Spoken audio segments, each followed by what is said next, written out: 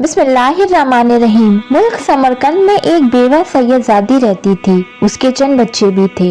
एक दिन वो अपने भूखे बच्चों को लेकर एक रईस आदमी के पास पहुंची और कहा, मैं सैयदजादी हूँ, मेरे बच्चे भूखे हैं, इन्हें खाना खिलाओ। वो रईस आदमी जो दौलत के नशे में चूर था और बराए नाम मुसलमान था, कहने लगा, तुम अगर वाकई सैयदजादी हो तो कोई दलील पेश करो।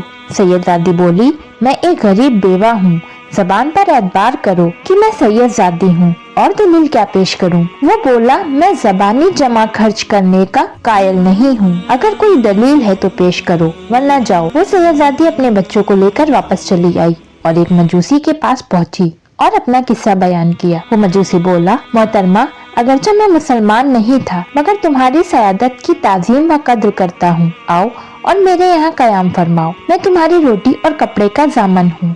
ये कहा और उसे अपने यहाँ ठहरा कर उसे और उसके बच्चे को खाना खिलाया और उनकी बड़ी खिदमत की। रात हुई तो वो बराए नाम मुसलमान रईस सोया तो उसने ख्वाब में हुजूर अकबर सल्लल्लाहु अलैहि वसल्लम को देखा, जो एक बहुत बड़े नूरानी महल के पास तशरीफ फरमा रहे थे। उस रईस ने पूछा, या रसूल अल्लाह, ये नूरानी महल किसके लिए है? हुजूर ने फरमाया, मुसलमान के लिए। तो वो बोला, हुजूर, मैं भी मुसलमान हूँ, ये मुझे अता फरमा दीजिए। हुजूर ने फरमाया, अगर तो मुसलमान है तो अपने इस्लाम की कोई दलील पेश कर। वो रईस ये सुनकर घबराया। हुजूर ने फिर उससे कहा, मेरी बेटी तुम्हारे पास आई तो तूने उससे सयादत की दलील तलब करी और खुद बगैर दलील पेश किए हुए इस महल में चला आना चाहता है, ये तो मुमकिन नहीं है। ये सुनकर उसकी आँख खुल गई और वो बड़ा रोया। फिर उस सैयदजादी की तलाश में निकला तो उसे पता चला कि वो फला मजूसी के घर पर रह रही है। चुनांचा उस मजूसी के पास पहुंचा और कहा कि 1000 रुपए ले लो और वो सैयदजादी मेरे सुपुर्द कर दो। मजूसी बोला, क्या मैं वो नूरानी महल 1000 रुपए में बेच दूं?